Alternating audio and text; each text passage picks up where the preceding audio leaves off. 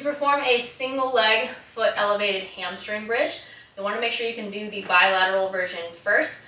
You'll have your feet up on some kind of elevated surface. In this case, I've got a 14-inch box, but you could always use the top of a bench. If you can't do very much with this because it's so difficult, you could just stack up a couple of aerobic steps or use a single aerobic step.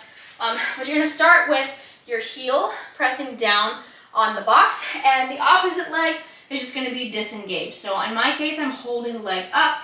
If you need a little extra support and you need to do it more like a B stance where you're just pushing a little bit through this opposite leg, you could do that as well. Just try to gradually progress into not using that leg if possible. You can always cross it over the opposite leg, but the emphasis is going to be on the leg that has the heel on top of the box. So I'm keeping a little bit of knee bend there to take the pressure off of my knee joint.